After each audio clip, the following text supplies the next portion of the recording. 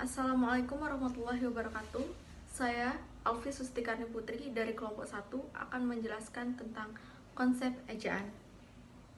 Menurut Kamus Besar Bahasa Indonesia, ejaan adalah kaidah cara menggambarkan bunyi-bunyi seperti kata, kalimat, dan sebagainya dalam tulisan atau huruf-huruf, serta penggunaan tanda baca.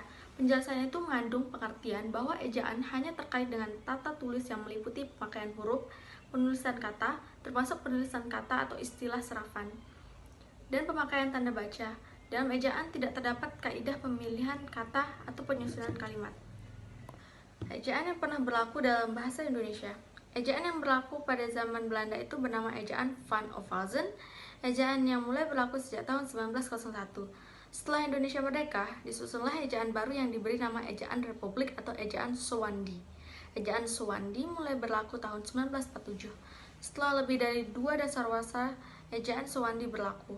Diberlakukan ejaan bahasa Indonesia yang disempurnakan.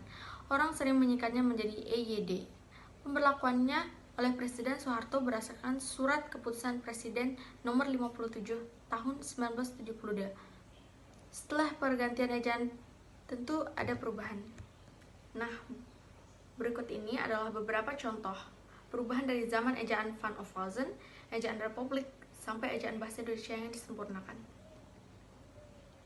Baiklah, di sini ada fakta.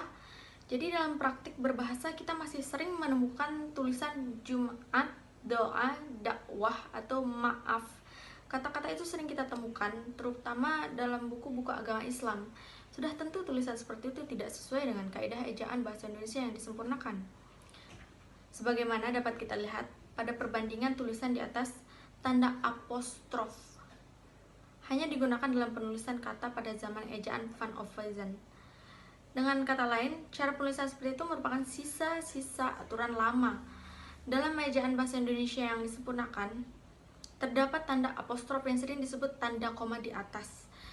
Namun, tanda apostrof atau tanda penyingkat itu hanya dipakai untuk menuliskan kata dalam bahasa seni atau bukan ragam tulis resmi. Oke, di sini ada ejaan. Di sini ada ejaan transliterasi, ejaan etimologi, ejaan fonemik, ejaan transkripsi, dan ejaan nama. Di sini kalian bisa lihat sendiri dan kalian bisa baca sendiri, termasuk kalian bisa pahami sendiri. Terima kasih.